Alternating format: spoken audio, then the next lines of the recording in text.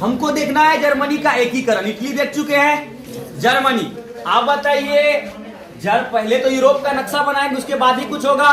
तो देखिए यूरोप के नक्शा में, जैसा कि उधर नक्शा तुम लोग देख रहा है, उसमें यहाँ पे एक देश है, बताओ इसका नाम क्या है? फ्रांस। नाम क्या है? फ्रांस। और फ्रांस के ऊपर में एक देश है, उस देश का नाम बताओ।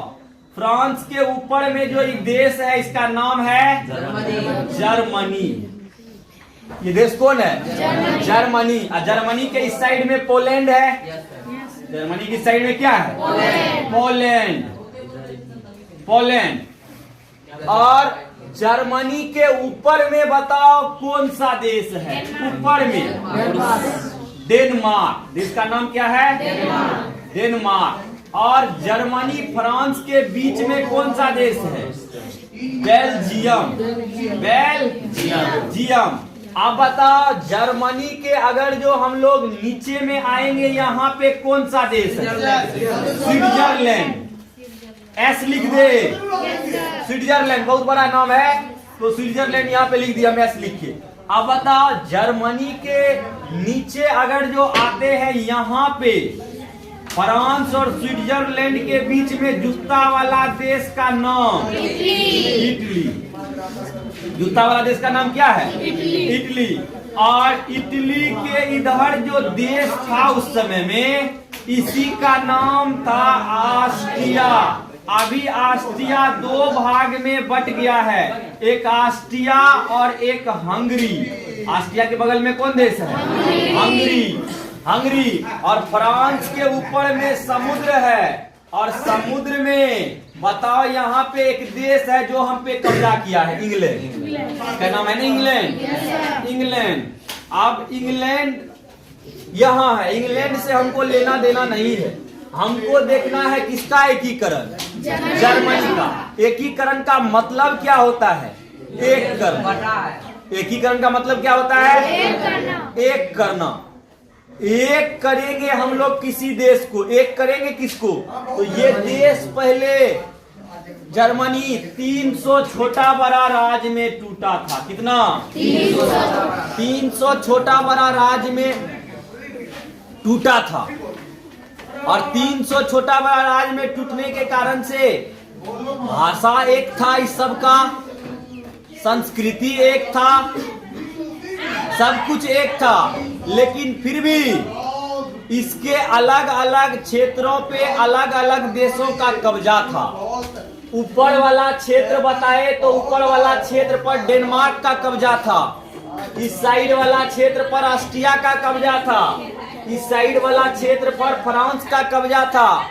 इटली का भी ये जो क्षेत्र देख रहा है, इसका नाम वेनेशिया। वेनेशिया पे भी किसका कब्जा था? ऑस्ट्रिया का। क्योंकि 1848 में मेटरनिख ऑस्ट्रिया का हेड बना, और मेटरनिख कट्टर राजतंत्र का समर्थक था। सही की गलत? मेटरनिख कट्टर क्या चीज का समर्थक था? राजतंत्र। अब जर्मनी को एकीकरण में सबसे बड़ा बाधा था ऑस्ट्रिया, क्योंकि ऑस्ट्रिया चाहता ही नहीं था कि जर्मनी और इटली एक हो। दोनों देश के बारे में चाहता था कि ये दोनों कभी एक ना हो, ये दोनों देश जैसे मेरे अंडर में अभी है वैसे ये रहे, ये इसको चाहता था ऑस्ट्रिया। अगर जो यूरोप में एक और साम्राज्य स्थापित हो जाएगा तो फिर समस्या हो जाएगा। लेकिन नेपोलियन बोनापार्ट, अगर जो विश्व विजेता का बात होता है तो आदमी विश्व विजेता मानता है चंगेज खान और सिकंदर को। अलेक्जेंडर द ग्रेट नाम सुना है? चंगेज खान और सिकंदर को विश्व विजेता मानता है। लेकिन मेरा बात किया जाए तो हम नेपोलियन बोनापार्ट को विश्व विजेता मानते हैं, क्योंकि वह नेपोलियन ही था जो यूरोप को आधुनिकता में ले गया। वह नेपोलियन ही था कि सबके अंदर राष्ट्रवाद की भावना जगाने में एकदम महत्वपूर्ण योगदान निभाया। मरेगा तो अपने देश के लिए। और अगर जो किसी के अंदर राष्ट्रवाद की भावना जाग जाता है तो उससे बड़ा फिर कुछ नहीं होता है। अगर जो राष्ट्रवाद की भावना जाग गया कि हाँ हम राष्ट्रवादी हैं, राष्ट्रवाद के भावना से बड़ा कुछ नहीं होता है। भारत में अगर जो राष्ट्रवाद पहले जाग जाता, भारत में राष्ट्रवाद, भारत का लोग सब पहले ये सोच लेता कि हम लोग राष्ट्रवादी है, तो कब का भारत आजाद हो जाता। लेकिन उनको पता है दुनिया में एक देश है जापान, नाम सुना है, बहुत छोटा सा देश है, और जापान जब गुलाम हुआ, जापान पे दूसरा देश जब कब्जा किया, तो जापान को मात्र 12 साल में पता चल गया कि दूसरा देश हमको कब्जा किया, और 12 साल में जापान आजाद हो गया। और भारत वाला आदमी को तो 200 साल तक पता ही नहीं चला था, 100 साल तक तो पता ही नहीं चला क्या हो रहा है। 1757 से 1758, 1858 में तू लोग जानता है कि आजादी का प्रथम स्वतंत्रता संग्राम, मंगल पांडे की कहानी, 1857 की कहानी पढ़ चुका है ना ये सब। चलिए, तो भारतवासी को पता ही नहीं चला कि हम लोग गुलाम हैं। 200 साल के बाद पता चला गुलाम है हम लोग, तब 200 साल के बाद आजाद किया। बताओ, राष्ट्रवाद का भावना उसी समय फैल जाता कि हमारे देश में विदेशी आके हमारे देश पर आक्रमण कर रहा है और हम लोग भारत माता के संतान है, हम लोग इस विदेशी को भगा के शासन अपने हाथ में लेंगे। तो बताओ, क्या मुगल और क्या अंग्रेज कोई भारत पे कब्जा करता? भारत पे कब्जा नहीं करता। भारत को ये किसने किया? भारत पहले जब आजाद हुआ 1947 में, उस समय भी समस्या था। भारत जो है बहुत सारा 562 देशी रियासतों में बटा था, और इस सब को एक करने वाले व्यक्ति का नाम थे सरदार वल्लभ भाई पटेल। इसीलिए सरदार वल्लभ भाई पटेल को भारत का बिस्मार्क कहा जाता है। उनको बोलेगा भारत का बिस्मार्क किसको कहा जाता है? सरदार वल्लभ भाई पटेल। आप आते हैं यूरोप में, नेपोलियन बोनापार्ट ही ऐसा व्यक्ति था जिन्होंने इटली का हिस्सा जीत के, जर्मनी का हिस्सा जीत के, अलग अलग जगह का हिस्सा को जीत के उस पर राष्ट्रवाद का भावना फैलाया कि आप लोग आजाद होइए, हम आपका साथ देंगे। लेकिन नेपोलियन बोनापार्ट एक तो गलत काम कर दिया था कि सब राज पे कब्जा करके और वहां अपना कठपुतली राजा को बैठाने लगा। कठपुतली समझता है? जो नेपोलियन के अनुसार से चले। लेकिन नेपोलियन डायरेक्ट या इनडायरेक्ट राष्ट्रवाद का भावना फैलाने में बहुत महत्वपूर्ण योगदान निभाया। अब नेपोलियन बोनापार्ट जब जर्मनी का पहले ऊपर वाला राज्य का नाम है पर्सा। हम लोग जब हिस्ट्री पढ़ते थे ना, तो उस समय हमको पता नहीं चलता था कि पर्सा और जर्मनी है क्या। तो जर्मनी का ही ऊपर वाला एक राज था पर्सा, और पर्सा का राजधानी बर्लिन। पर्सा का राजधानी उस समय में भी क्या था? अभी भी जो है जर्मनी का राजधानी कहाँ है? बर्लिन। अभी भी जर्मनी का राजधानी कहाँ है? बर्लिन। तो जर्मनी पहले के जमाने में 300 राज्य बना, और पहले के जमाने में यहाँ जो राजा हुए थे, वो राजा चाहते थे कि विलियम फोर्थ जर्मनी का राजा था, विलियम चतुर्थ जर्मनी का राजा था, और विलियम चतुर्थ थोड़ा डरपोक राजा था कि एकीकरण करना नहीं चाहता था, कि चाहता था अगर जो ऑस्ट्रिया जैसे है वैसे रहे, जर्मनी जैसे है वैसे रहे, एकीकृत ना हो। लेकिन ये राजा जो है 1832 में एगो अच्छा काम किया। 1832 में जो है राजा जो है सब राज्य को, विलियम फोर्थ सब राज्य को एक किया। क्या चीज के नाम पे? तो पहले के जमाने में जर्मनी का जो भी 300 छोटा बड़ा राज था, उससे टैक्स लिया जाता था। हर राज्य से अलग अलग व्यापार कर लिया जाता था। मतलब एक राज्य दूसरा राज्य में व्यापार करेगा ना, व्यापार करने जाएगा ना, तो टैक्स देना पड़ेगा। अब बताओ, दूसरा देश से भारत सामान आता है, टैक्स दिया जाता है कि नहीं दिया जाता? दिया जाता है। इसी तरह से दूसरा राज्य से दूसरा राज्य जाता तो टैक्स दिया जाता। तो इसी समय 1832 में जाल्बेरियन नाम का एक संस्था बनाया व्यापारी का, जाल्बेरियन या तो जाल्बेरिन भी बोलते हैं। और यह संस्था जो है व्यापारी का संस्था था, व्यापारी का संस्था था। और इस संस्था के व्यापारी का कहना था कि हम लोग अगर जो एक दूसरा से व्यापार करेंगे तो टैक्स नहीं लेंगे। तो जाल्बेरियन एक संस्था था। क्या चीज का संस्था था? व्यापारी का। और इसमें बोला गया कि टैक्स नहीं लेंगे। लेकिन विलियम फोर्ड जो है बड़ा खतरनाक राजा था।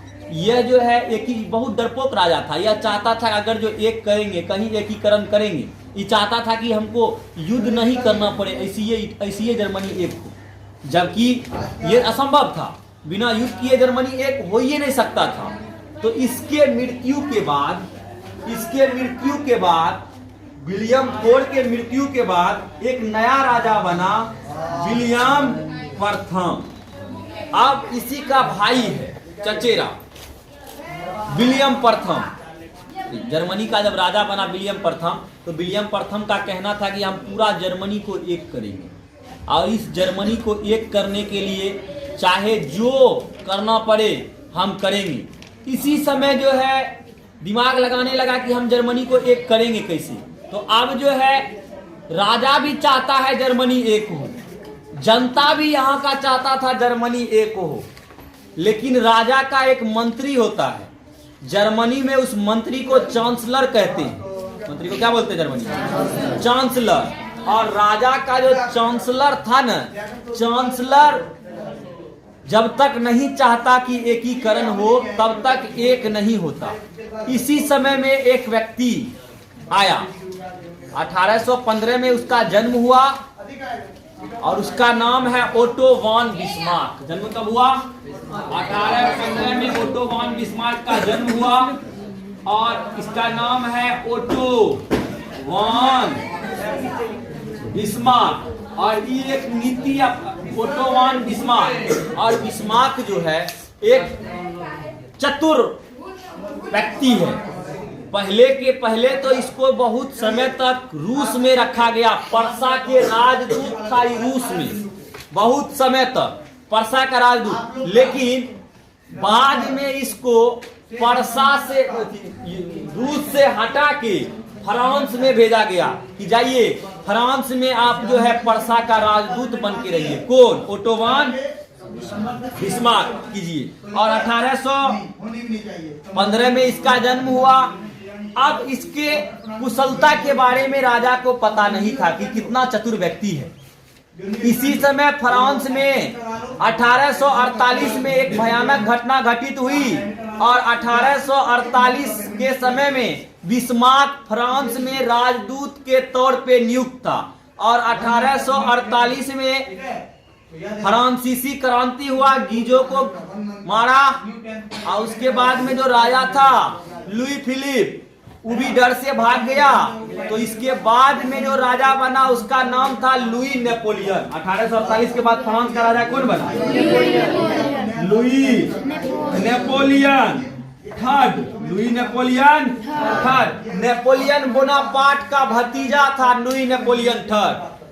नेपोलियन थर्ड खाली नाम का नेपोलियन था, काम का नेपोलियन नहीं था। कि एक ही चीज के कारण से 1848 के बाद फ्रांस का राजा बना, और वो चीज था इसके नाम में नेपोलियन। क्योंकि इस राजा में फ्रांस का जनता अपना महान नेपोलियन का छवि देखता था कि हम नेपोलियन है। और नेपोलियन तृतीय कहता था कि सिर्फ जपो नेपोलियन नेपोलियन नेपोलियन, इसी में जीत जाएगा। खाली नेपोलियन का नाम जपते रहो, उसी में जनता जिता देगा तुमको। ऐसा व्यक्ति था। और नेपोलियन बोनापार्ट का भतीजा था। नेपोलियन बोनापार्ट का एक भाई था, उसका नाम था लुई बोनापार्ट। नेपोलियन बोनापार्ट का भाई का क्या नाम था? Louis Bonaparte. लुई बोनापार्ट का ही बेटा था नेपोलियन तृतीय। लुई बोनापार्ट का ही क्या था? बेटा। जब नेपोलियन बोनापार्ट राजा बना तो अपना भाई लुई बोनापार्ट को हॉलैंड का राजा बनाया, और हॉलैंड का राजा बनाया। और इसका एक पुत्र था। 1832 में नेपोलियन बोनापार्ट के पुत्र नेपोलियन द्वितीय की मृत्यु हो गई। 1832 में जो है नेपोलियन बोनापार्ट का जो पुत्र था नेपोलियन द्वितीय, इसका मृत्यु हो गया। नेपोलियन प्रथम तो नेपोलियन बोनापार्ट था ना, और नेपोलियन द्वितीय का मृत्यु हो गया। तो लुई नेपोलियन तृतीय अपने वंश का एक व्यक्ति बचा था। अब अपने वंश का एक ही व्यक्ति बचा था तो इसको राजा बनाया जाता। अब 1848 के क्रांति के बाद लुई नेपोलियन को राजा बनाया गया। और बिस्मार्क जो है नेपोलियन के नीति को पहले ये पहचान गया था कि नेपोलियन चाहता क्या है। पूरा नेपोलियन के नीति का को अध्ययन कर लिया और बिस्मार्क समझ गया, बहुत कूटनीतिज्ञ व्यक्ति है, और ये समझ गया कि बिना हमको अगर जो जर्मनी को एक करना चाहते हैं तो हमको डेनमार्क से, ऑस्ट्रिया से, फ्रांस से, तीनों से युद्ध करना पड़ेगा, क्योंकि कुछ हिस्सा डेनमार्क के कब्जा में, कुछ हिस्सा ऑस्ट्रिया के कब्जा में और कुछ हिस्सा फ्रांस के कब्जा में है, और सबसे मेन तो हमको ऑस्ट्रिया को हराना ही है। अब जो है जर्मनी का तीनों चाहता है कि जर्मनी का एक हो, जनता भी चाहता है जर्मनी एक हो, चांसलर भी चाहता है जर्मनी एक हो, और सबसे बड़ा बात राजा भी चाहता है जर्मनी एक हो। पहले विलियम प्रथम का कहानी बता देते हैं। तो विलियम प्रथम जो है राष्ट्रवादी विचार को मानता था, मतलब राष्ट्र के बारे में विशेष सोचता था, और राष्ट्रवादी विचारों के अनुसार से यह जर्मनी का एक करना चाहता था। वह जानता था कि जर्मनी के एकीकरण में सबसे बड़ी बाधा ऑस्ट्रिया है। सबसे बड़ी बाधा कौन है? ऑस्ट्रिया। हाँ, इसीलिए ऑस्ट्रिया को जब तक हराएंगे नहीं तो जर्मनी का एकीकरण संभव नहीं होगा। इसीलिए विलियम प्रथम ने धीरे धीरे अपना सेना पे बहुत ज्यादा खर्च करने लगा, सेना पे धीरे धीरे खर्च करने लगा, और दिन रात विलियम प्रथम एक ही बात सोचता कि चांसलर मेरा कौन बनेगा जो जर्मनी को एक करेगा। तो इस विलियम प्रथम को कोई व्यक्ति बोला, वो बताया कि तुमको पता नहीं है, फ्रांस में जो है पर्सा का एक राजदूत है और उसका नाम है ओटो वन बिस्मार्क। उसको तुम जो है पर्सा बुलाओ और यहाँ का चांसलर बनाओ, देखो वो कैसे एक होता है। कोई व्यक्ति इसको बिस्मार्क के बारे में बताया। जब उसके बारे में विलियम प्रथम सुना तो खत भेज के बिस्मार्क को फ्रांस से पर्सा बुलाया, और पर्सा बुलाने के बाद इसको यहाँ का एकदम चांसलर बना दिया और बोला आप कुछ कीजिए, हमको जो है जर्मनी एक चाहिए। लेकिन बिस्मार्क बोला जर्मनी एक करना है तो युद्ध करना पड़ेगा, और युद्ध करना पड़ेगा तो उसमें बहुत ज्यादा पैसा लगेगा, सेना को बढ़ाने के लिए पैसा चाहिए। तो बिस्मार्क उस समय जो विलियम प्रथम था वही बोला कि सेना को बढ़ाने के लिए पैसा चाहिए, तो पैसा जितना चाहिए हम देते हैं, कोई दिक्कत नहीं है। और गया ये पैसा का बिल पास करवाने अपना, उस समय जो वहां का मेन आदमी सब होता था, मेन पैसा वाला जो मालिक होता था, लोकसभा में बजट पास करवाने गया, और बजट पास करवाने गया तो वहां पे जो व्यक्ति था बजट पास करने वाला, वो बजट पास नहीं किया, और वो बोल रहा है कि पैसा का क्या जरूरी है, हम युद्ध नहीं करेंगे, हम युद्ध नहीं करेंगे। आप बड़ा दुख हुआ बिस्मार्क को कि पैसा नहीं मिलेगा तो हम सेना कैसे रखेंगे। तो अब की बार क्या किया, बिस्मार्क बिना किसी को बोले जो डिसाइड करता बिस्मार्क को बजट देना चाहिए कि नहीं देना चाहिए। बिस्मार्क उससे एक बार पूछा, वो नहीं दिया, पैसा नहीं दिया, तो राजा को बोला कि उसका पद को खत्म कर दीजिए, तो पूरा पदे को खत्म कर दीजिए, और राजा उस पद को खत्म कर दिया। अब पद को खत्म किया और बिस्मार्क अपने से जाके वहां के बैंक से वहां अपने से जाके पैसा पास करवा लिया अपना बैंक में, और सारा पैसा निकलवा लिया। और पैसा निकलवाने के बाद इसका तो एक ही सपना था कि पैसा खर्च क्या चीज पे करेंगे, सेना पे पैसा खर्च करता, सेना पे। और धीरे धीरे ये अपना सेना बहुत मजबूत बनाया, बहुत मजबूत बनाया धीरे धीरे अपना सेना को, और बहुत मजबूत बना के इन्होंने अपनी सेना को मोटिवेट किया कि रक्त एवं लोह की नीति पे काम करो। अगर जो कोई व्यक्ति तुम्हारा विरोध कर रहा है, ऑस्ट्रिया तुम्हारा विरोध कर रहा है, तो जरूरी नहीं है कि उस पे रहम करो कि कोई बात नहीं, युद्ध नहीं करेंगे, एकदम पूरा घर में घुस के मारिए, विरोध कर रहा है तो। रक्त एवं लोह की नीति का मतलब है कि पूरा मार धार कीजिए, रक्त को, लोहा को पिजा लीजिए, और जब जरूरत हो तो उसको खून से भेंट कराइए, अपने ताकतवर हो जाइएगा।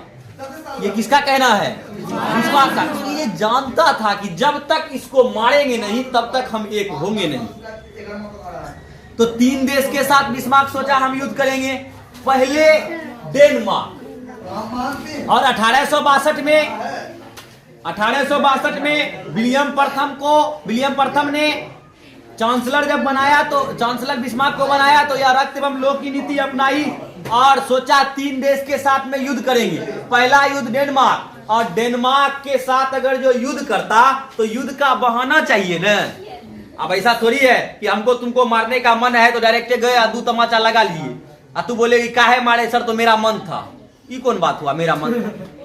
मतलब अगर जो हमको तुमको मारना है तो पहले हमको डिसाइड करना पड़ेगा तुम्हारा गलती क्या गलती है, उसके बाद ही हम मारेंगे। ऐसा नहीं है कि मारने लगेंगे। तो अगर जो हमको मारने का मन है तुमको, मान लो अगर जो तुमको मारने का मन है, तो हम चाहेंगे ना कि तुम कोई गलती करो कि हम पकड़ के सटिया दे तुमको। ऐसा चाहेंगे कि नहीं चाहेंगे? बिस्मार्क भी चाहता था कि डेनमार्क कोई गलती करे कि हम इस पे घुस जा, मारने लगे हम इसको। लेकिन डेनमार्क गलती कर नहीं रहा था। तो बिस्मार्क को बहुत दुख हुआ कि लगता है मेरा सेना धरा रह जाएगा। और इसी समय डेनमार्क का जो राजा था, इसका दिमाग घूम गया, और दिमाग जैसे घूमा तो डेनमार्क के बगल में जो देश है, डेनमार्क के बगल में 2 गो राज था, और डेनमार्क का जो है ये क्षेत्र था और एक बगल में क्षेत्र था। इस क्षेत्र का नाम था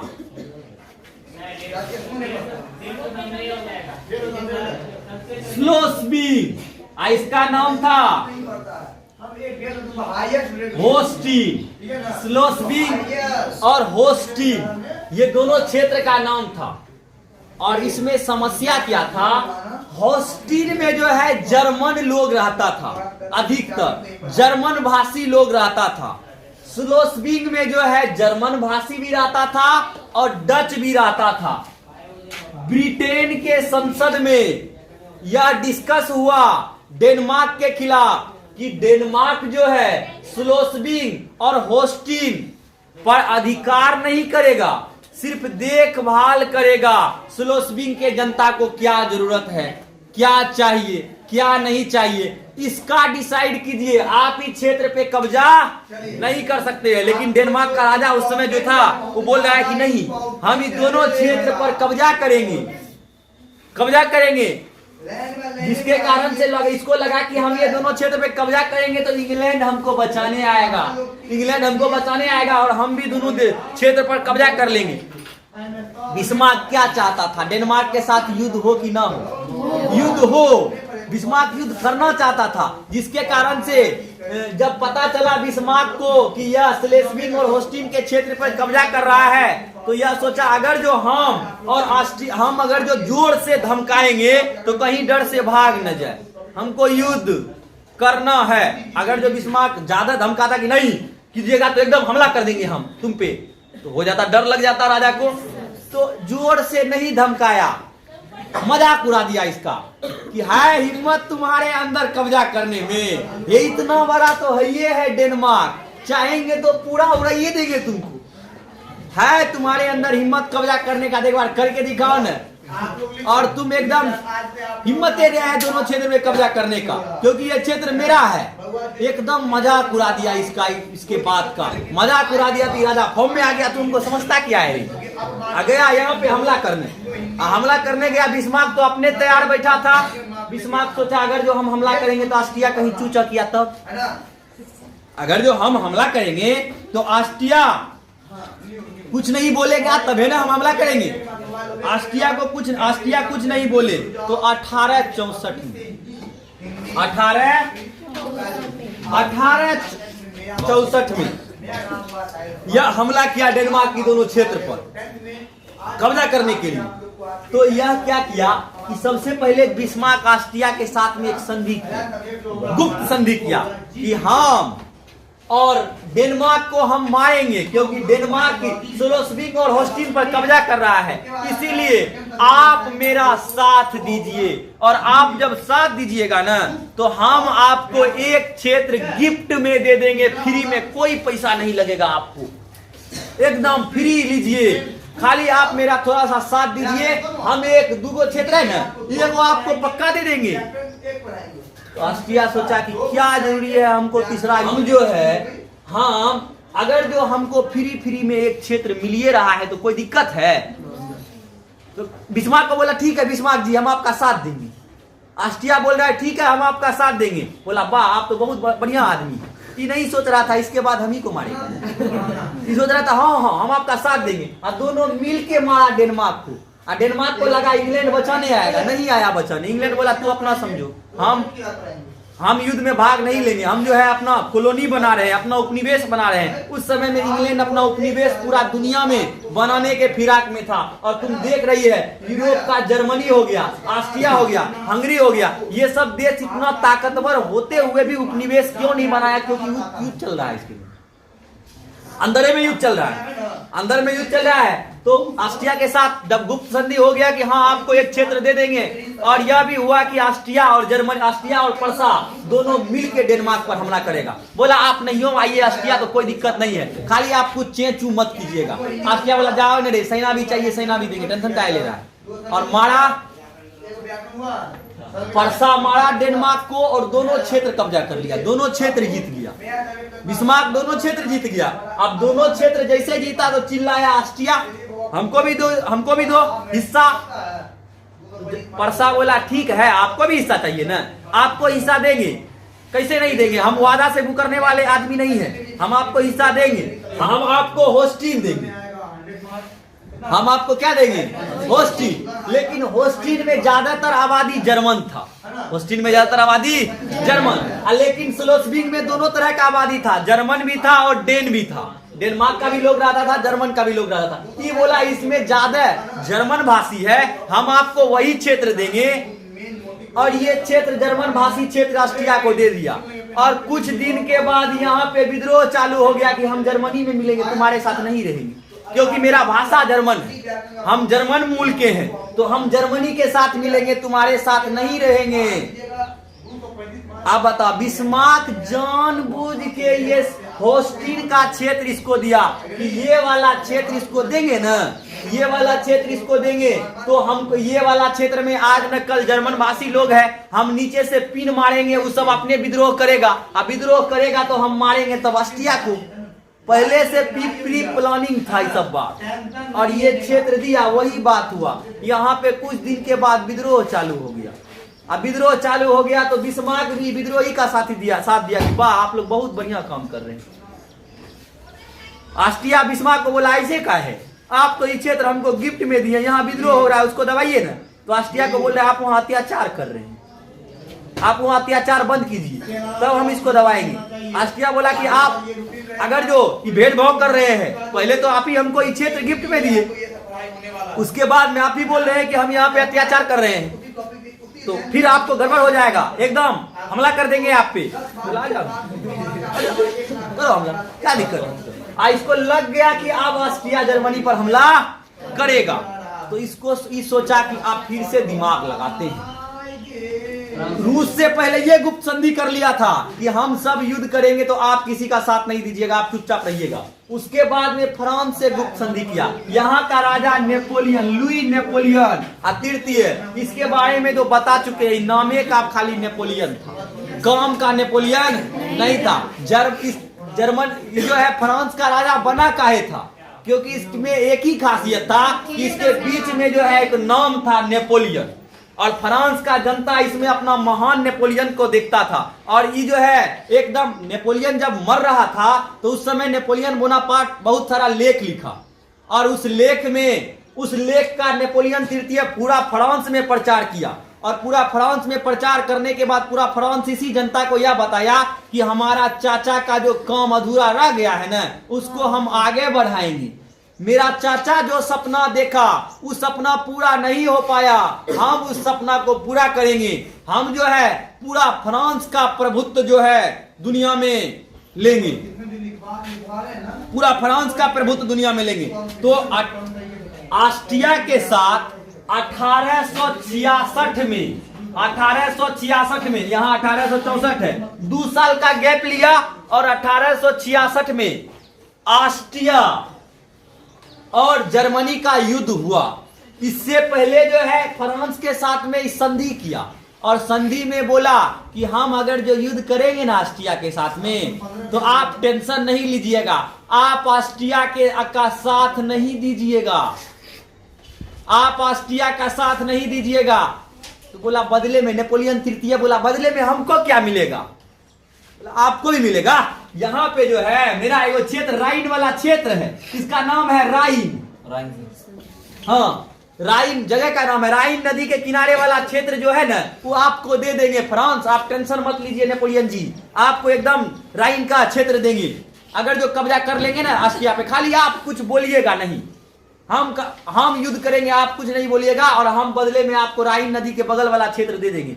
नेपोलियन तृतीय को लगा वाह बहुत बढ़िया, दिल का बात तू बोल दिया है, एक तो क्षेत्र भी मिलेगा, ऊपर से अगर जो हमला करेगा जर्मनी ऑस्ट्रिया युद्ध करेगा, दोनों कमजोर हो जाएगा और ताकतवर हम हो जाएंगे। ऐसा मानना किसका है? नेपोलियन तृतीय का। तो ये दोनों हमला करेगा, ये दोनों और कमजोर हो जाएगा और हम क्या हो जाएंगे? ताकतवर। बदले में हमको राइन का क्षेत्र भी आएगा। तो दोनों हाथ में तो लड्डू है। अगर जो हम ऑस्ट्रिया का साथ देंगे तो हमको कुछ नहीं मिलेगा। जर्मनी का साथ देते हैं, पर्सा का साथ देते हैं, एकदम बिस्मार्क का साथ देते हैं। बिस्मार्क को बोला कोई बात ना, जाओ एकदम हम तुम्हारा साथ देंगे। और बिस्मार्क इसको पहचान लिया था 6 महीना फ्रांस में रह के कि इसके साथ में कैसे कैसे काम करना है। बताए थे ना 6 महीना फ्रांस में राजदूत रहा था बिस्मार्क, और 6 महीना में इसको जान लिया कैसे कैसे काम करना है। रूस को पहले ये पटा लिया कि आप कुछ नहीं कीजिएगा, इसको भी बोल दिया फ्रांस को कि आप भी कुछ नहीं कीजिएगा। अब बचा है इटली। इटली के जो उस समय राजा था, बताओ राजा, इटली का राजा अभी कौन है? विक्टर एनेमुअल।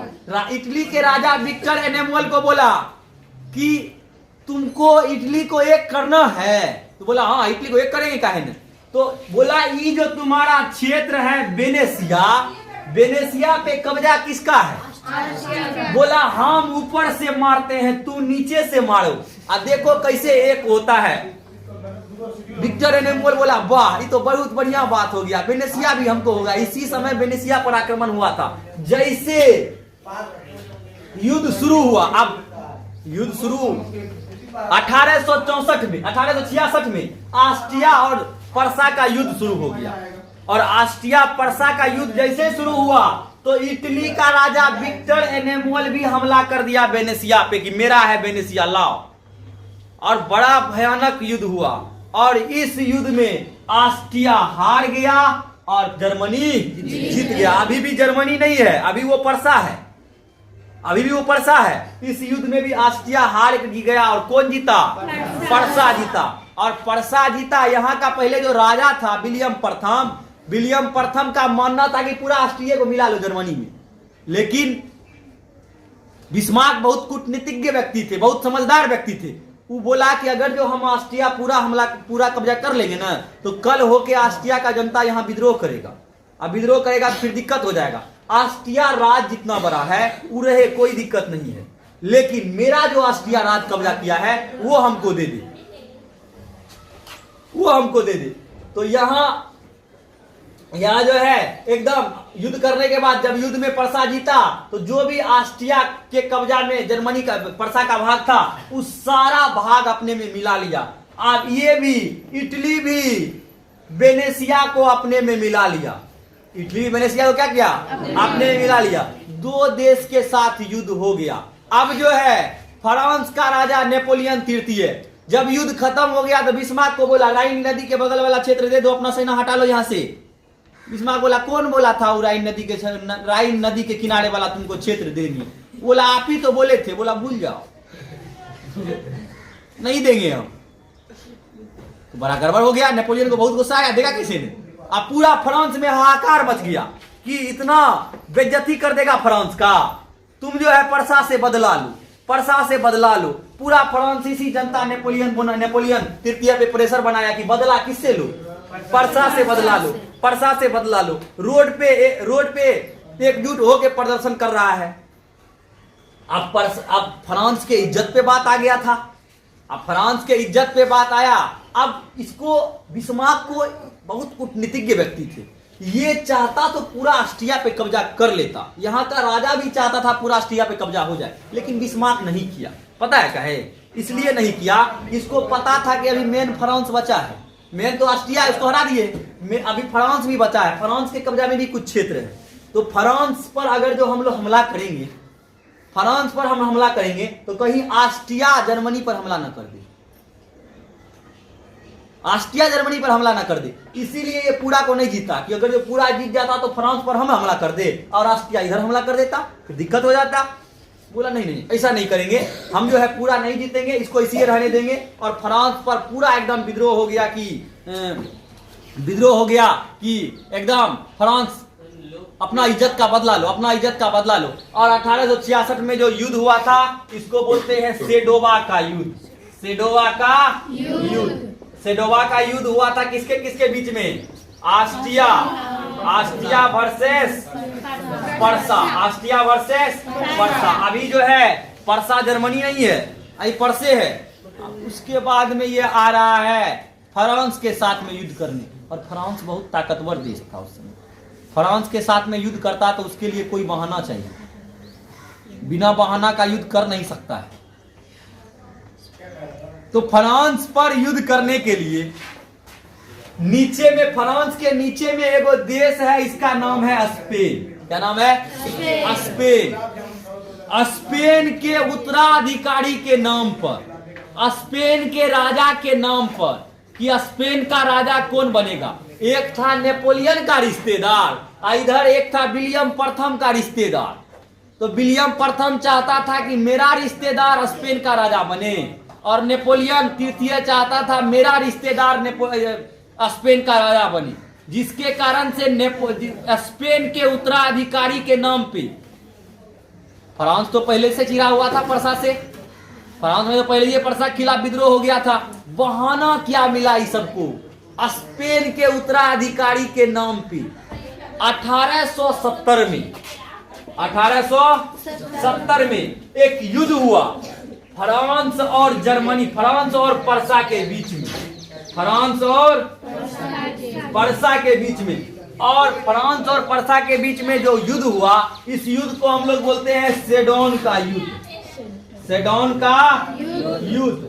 और सेडोन का युद्ध के बाद, सेडोन का युद्ध 1866 में शुरू हुआ फ्रांस के खिलाफ, और पूरा एकदम बहुत भयंकर युद्ध हुआ। और इस युद्ध में 1862 में हुआ डेनमार्क और पर्सा के बीच, 1866 में, 1862 में हुआ डेनमार्क और पर्सा के बीच, 1866 में हुआ ऑस्ट्रिया और पर्सा के बीच। 4-4 साल का गैप देना हमसे मिस हो गया थोड़ा सा, यहाँ पे 1864 बना दिए थे। 1862 में हमला डेनमार्क के साथ में युद्ध हुआ, और 1866 में किसके साथ में?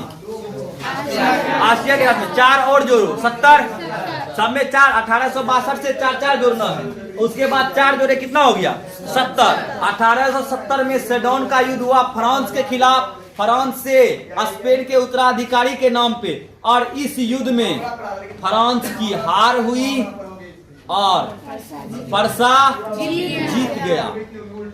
इसी युद्ध में तुमको बोला जाएगा कि किस युद्ध में एक यूरोपियन शक्ति का अंत और एक नया यूरोपियन शक्ति जर्मनी का उदय हुआ। तो सेडोन के युद्ध के बाद फ्रांस का शक्ति कमजोर हुआ, और पूरा यूरोप में एक महाशक्ति बन के उभरा। कौन? जर्मनी। किसके नेतृत्व में? राजा कौन है जर्मनी का? भी विलियम प्रथम के नेतृत्व में। और चांसलर कौन है जर्मनी का? बिस्मार्क। मेन तो बिस्मार्क ही है। बिस्मार्क के नेतृत्व में एकदम जर्मनी पूरा सेडोन के युद्ध के बाद शक्तिशाली राष्ट्र बना। और जब सेडोन का युद्ध हुआ था तो नेपोलियन बोनापार्ट, नेपोलियन तृतीय अपना 80,000 सेना के साथ में सरेंडर किया। और 80,000 सेना के साथ में जब सरेंडर किया, तो सरेंडर करने के बाद 80,000 सेना कम है कि ज्यादा?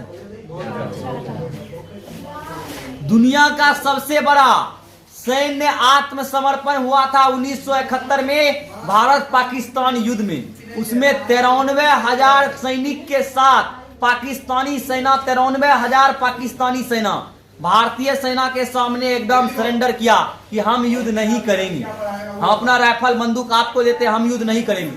93,000 फौज उस समय सरेंडर किया। और अभी यहाँ पे कितना हजार फौज सरेंडर कर रहा है?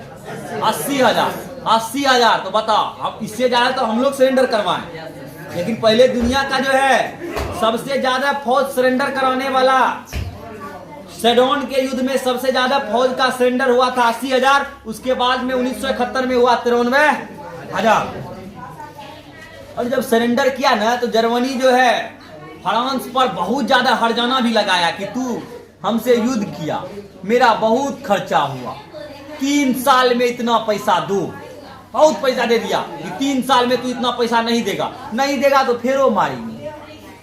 अब 3 साल तक फ्रांस का हालत खराब है और जर्मनी पूरा महाशक्ति बन गया इस साल में। और 1971 में इस युद्ध का जो है युद्ध विराम हुआ और 1971 में फ्रैंकफर्ट की संधि हुई।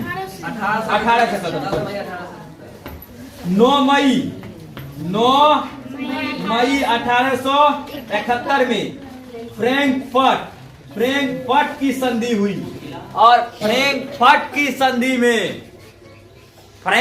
की संधि में बहुत ज्यादा बेइज्जत किया गया नेपोलियन तृतीय को। और फ्रैंकफर्ट की संधि में फ्रांस का भी कुछ कब्जा जर्मनी के हिस्सा में आ गया। फ्रैंकफर्ट की संधि हुआ। फ्रैंकफर्ट क्या है? फ्रैंकफर्ट एक शहर है जर्मनी का। फ्रैंकफर्ट एक शहर है जर्मनी का अभी भी। तो उस समय फ्रैंकफर्ट की संधि हुई और फ्रैंकफर्ट की संधि के बाद पूरा जो एक संघ बनाया, इस संघ को खत्म करके नेपोलियन बोनापार्ट सबसे पहले 39 राज्यों का संघ बनाया था। उसको बोलते थे जर्मनी। अब बताओ, नेपोलियन बोनापार्ट जो है 39 राज्य का एक संघ बनाया। उस संघ का नाम क्या था?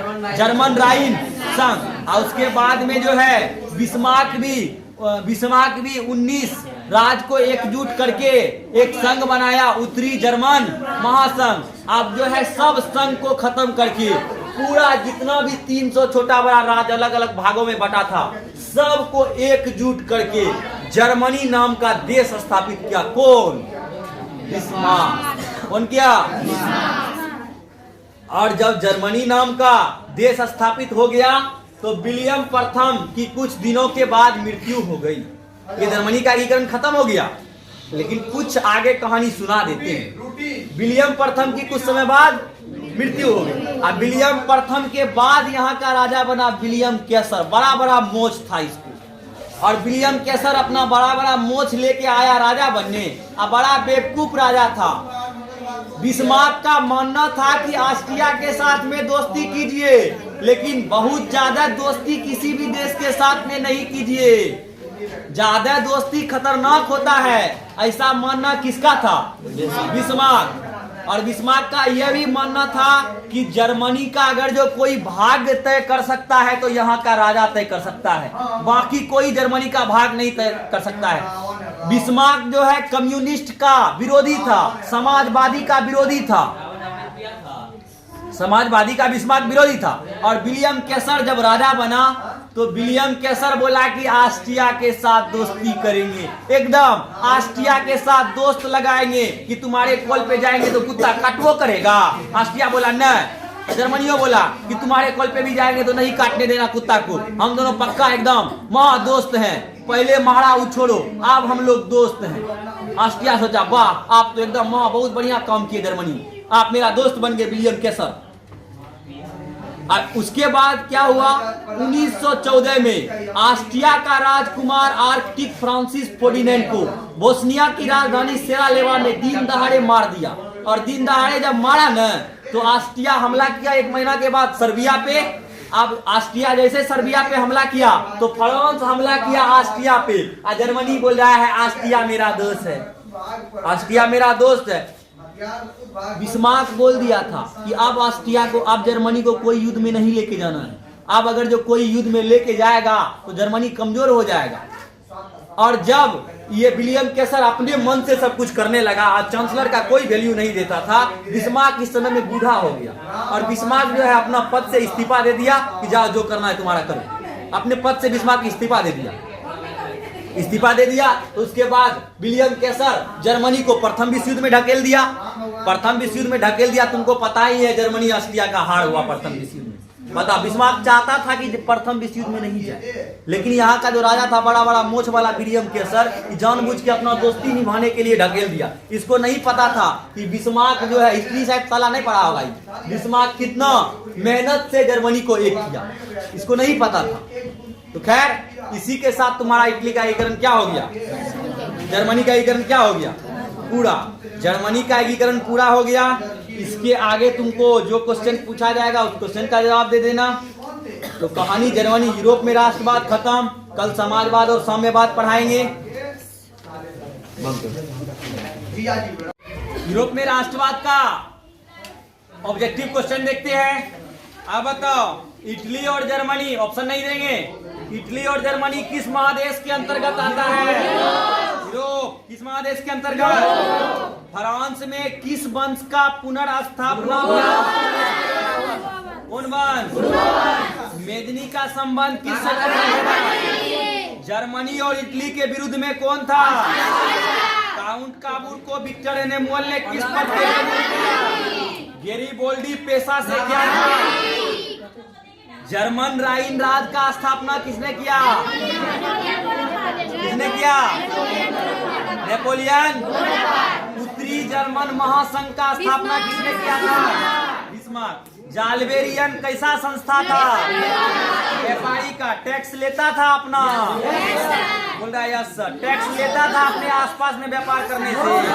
नो, रक्त एवं लोह का नीति किसने अपनाया, फ्रैंकफर्ट की संधि कब हुई, किसके किसके बीच,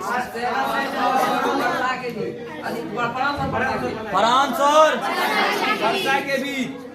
कार्बोनरी संगठन किस समय में बना था, टाइम क्या है,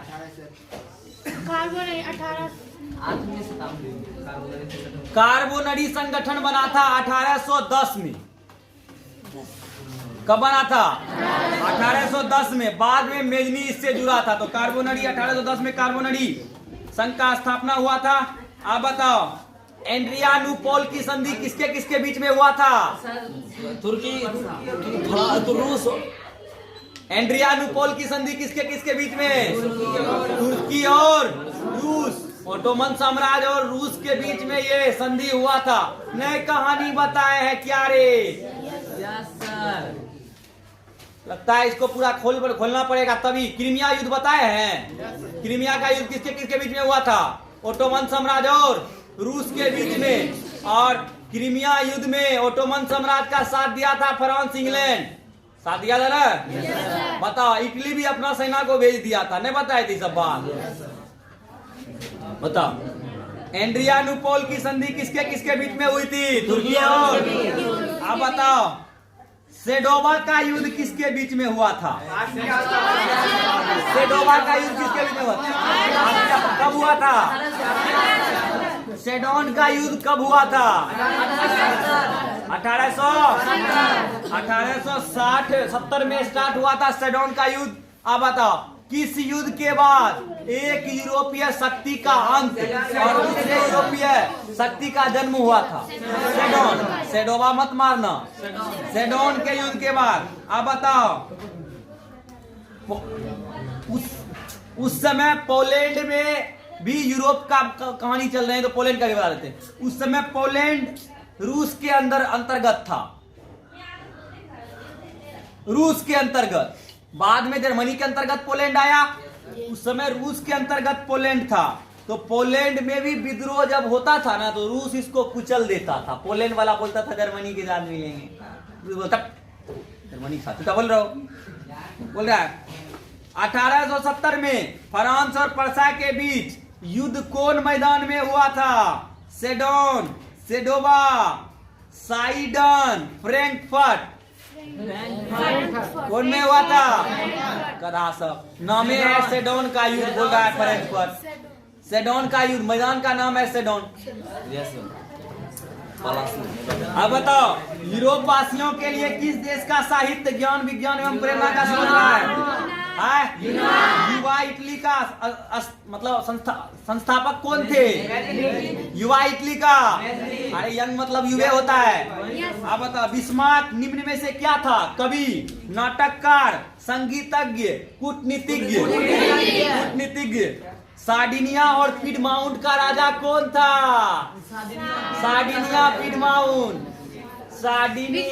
Piedmont, Lombardy, Pope, Venetia, Parma, Modena, Tuscany, Sicily. कौन था? Charles Albert. छोड़ो, ऑप्शन ए मैंने देंगे चार्ल्स एल्बर्ट। नेपोलियन तृतीय, count Cavour, Victor Emmanuel, William प्रथम। यूनान में स्वतंत्रता संग्राम के दौरान किस ब्रिटिश कवि शहीद हो गए थे? कौन सा ब्रिटिश कवि शहीद हो गया था? इंग्लैंड का था सर, इंग्लैंड का था। Lord Byron, Kossuth, Francis Dean, William प्रथम। Lord Byron. जाल्वेरियन का स्थापना किस जाल्वेराइन का स्थापना कौन राज्य में हुआ था? Prussia, Austria, Sardinia, France. Zollverein कहाँ हुआ था? Prussia, Austria, Sardinia, France. कहाँ हुआ था? फ्रांस। कहाँ हुआ था? मर जाएगा तू लोग। तुरंत अभी बताए, जाल्वेरियन एक संस्था थी व्यापारियों की। कहाँ, किसका एकीकरण बता रहे हैं? हम बता रहे थे जर्मनी का बता रहे थे। तो जाल्वेरियन फ्रांस में संस्था बना था। कहाँ बना था? Prussia, Austria, Sardinia, France. Parsa कहाँ बना था? फ्रांस मार रहा है। हंगरी का भाषा क्या है? इतालवी, मेंगियर, पेलिश, फ्रेंच। हंगरी का भाषा क्या है? नहीं, मेंगियार। हंगरी का भाषा क्या है? मेंगियार। याद रखना, हंगरी का भाषा मेंगियार है। हंगरी का राजधानी कहाँ है? हंगरी का राजधानी यूनान स्वतंत्रता संग्राम नहीं बताए हैं, लेकिन फिर भी क्वेश्चन बता देते हैं। मेन क्लास में बताए थे। यूनान स्वतंत्रता संग्राम में तुर्की का हार हुआ था। 1789 में फ्रांसीसी क्रांति के समय वहां कौन सा वंश था? ट्यूडोर, स्टुअर्ट, बुर्बो, रोमनोव। कौन वंश था? नेपोलियन संहिता किस वर्ष लागू किया गया था? 1789, 1791, 1801, 1804। 1804 होगा पक्का? विश्वास है? 1804। नेपोलियन संहिता किस वर्ष लागू किया गया था? 1889, 1791, 1801, 1804।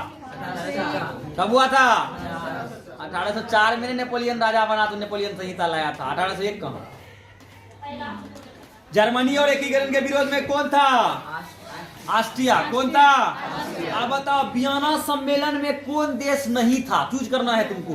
ब्रिटेन, रूस, फ्रांस, जर्मनी। कौन सा देश नहीं था? रूस नहीं था। कौन सा देश नहीं था? यंग इटली का स्थापना किसने किया? वर्षा का शासक कौन था? Napoleon Bonaparte. नेपोलियन तृतीय, विक्टर एनेमुअल, विलियम प्रथम। यूरोप का मरीज किसको कहा जाता है? यूरोप का मरीज तुर्की को। नेपोलियन ने जर्मनी में किस संघ का स्थापना किया? राइन संघ। कौन संघ? मेटरनिक कौन था? चांसलर था, ऑस्ट्रिया का चांसलर। कहाँ का चांसलर था? ऑस्ट्रिया का। कार्बोनरी का स्थापना किस वर्ष में हुआ था? 1810। कार्बोनरी। अब बताओ, 1830 की क्रांति के बाद फ्रांस में किस वंश का स्थापना हुआ? अली हैंग वंश। लाल कुर्ती नामक संगठन किसका था? किसका था? गेरिबोल्डी। अब बताओ, रक्त एवं लोह का नीति किसने अपनाया? किस युद्ध के बाद जर्मनी पूरा एक हो गया? किस युद्ध के बाद? किस संधि के द्वारा जर्मनी फ्रैंकफर्ट की संधि। अब बताओ, जर्मनी एवं इटली के एकीकरण के समय फ्रांस का राजा कौन था? नेपोलियन। जर्मनी और इटली के एकीकरण के समय फ्रांस का राजा कौन था? नेपोलियन तृतीय। और विश्वास करते हैं कि यूरोप में राष्ट्रवाद से ऑब्जेक्टिव क्वेश्चन आएगा तो एक भी क्वेश्चन नहीं छोड़ेगा। इतना से अंदर से आएगा, इसके बाहर से नहीं आएगा। तो आज कथा इतने भयो।